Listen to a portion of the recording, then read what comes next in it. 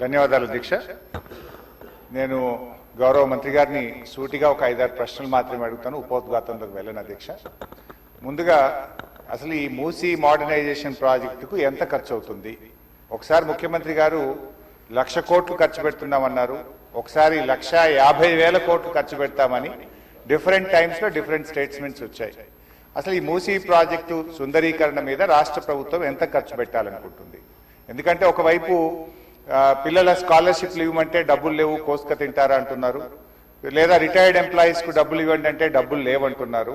మూసీ సుందరీకరణ మీద 1,00,000 కోట్ల 1,50,000 కోట్ల ఎంత ఖర్చు పెడతామనుకుంటుంది ప్రభుత్వం? సూటిగా సమాధానం చెప్పండి. 2, ఇప్పటి వరకు మూసీ సుందరీకరణలో ఎన్ని నివాసాలు కూల్చివేశారు? ఆ కూల్చివేసిన నివాసాలకు 2013 భూసేకరణ చట్టం కింద పాత ఇండ్లకు కంపెన్సేషన్ ఇచ్చారా, వేజ్ లాస్ ఇచ్చారా, లేదా సింపుల్ గా కేసీఆర్ గారు కట్టిన డబుల్ బెడ్రూమ్ ఇళ్లలో అసైన్మెంట్ చేసి పంపారా? 2013 భూసేకరణ చట్టం ప్రకారంగా 14.5 లక్షల రూపాయల డబ్బు ఇవ్వాలి వాళ్ళకు, పాత ఇంటికి R&Bతో ఎస్టిమేట్ చేసి డబ్బులు ఇవ్వాలి, అదేవిధంగా సెలబుల్ రైట్స్ తో కూడినటువంటి 200 గజాల స్థలంలో కట్టిన ఇల్లు ఇవ్వాలి. ఆ రకంగా ఇచ్చారా, ఇవ్వలేదా, ఇస్తే ఎప్పట్లోకి ఇస్తారు, ఎన్ని నివాసాలు కూల్చారు?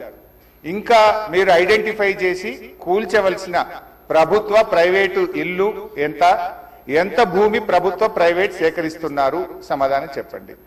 నంబర్ 3, గౌరవనీయులు మంత్రి గారు మాట్లాడుతూ ఆన్సర్ సిలో ఏమన్నారంటే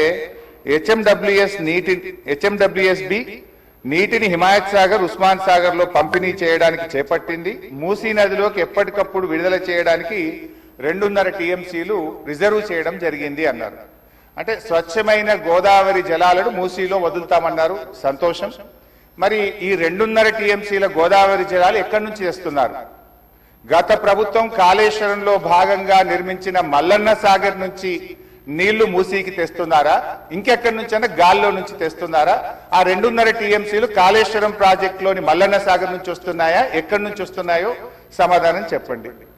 తర్వాత అధ్యక్ష, ఈ మూసీ మీ నియోజకవర్గంలోని వికారాబాద్ నుంచి ఆ అనంతగిరి కొండల నుంచి స్టార్ట్ అవుతుంది.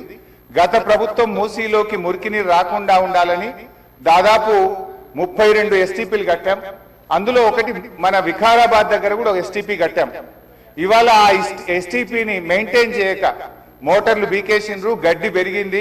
ఆ ఎస్టీపీ ఫంక్షనల్ చేయక వికారాబాద్ మున్సిపాలిటీ మురికి నీరంతా ఈ రోజు మనం తాగుతున్న గండిపేట హిమాయత్ సాగర్ లోకి వస్తున్న విషయం ప్రభుత్వం దృష్టికి వచ్చిందా? ఆ ఎస్టీపీని ఎందుకు మెయింటైన్ చేయడం లేదు అని నేను అడుగుతా ఉన్నా.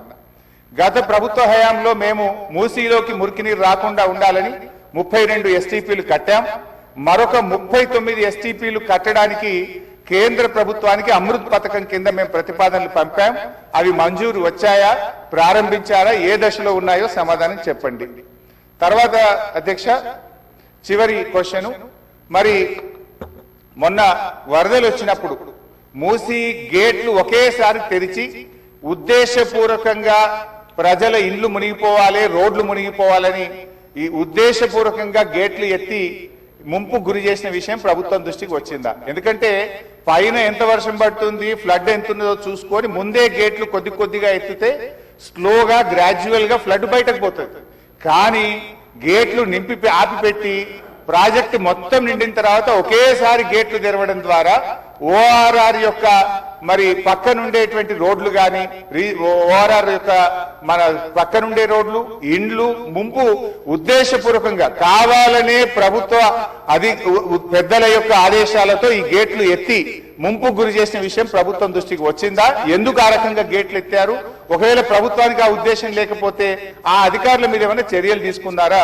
సూటిగా సమాధానం చెప్పాలని చెప్పి నేను కోరుతా ఉన్నా అధ్యక్ష. చివరిగా నేను చెప్పేది, మీరు పేదవాళ్ళ ఇండ్లకి రాకండి. మూసీ సుందరీకరణ పేరిట పేదల ఇండ్లు కూలగొడితే బీఆర్ఎస్ పార్టీ సీరియస్ గా వ్యతిరేకిస్తుంది. అవసరమైతే బుల్డోజర్లకు అడ్డంగా పడుకోనైనా అడ్డుకుంటామని గతంలో చెప్పాం. ఖాళీ స్థలాలు ఉన్నాయి, మీరు ఖాళీ స్థలాల్లో దాన్ని డెవలప్ చేయండి. మూసీలోకి గోదావరి నీళ్లు తెండి, మురికి నీరు లేకుండా చూడండి. కానీ మూసీ పేరిట పేదల ఇండ్లు కూలిస్తే మాత్రం బీఆర్ఎస్ పార్టీ ఎంత మాత్రం ఒప్పుకోదని మీ ద్వారా ప్రభుత్వాన్ని తెలియజేస్తుంది.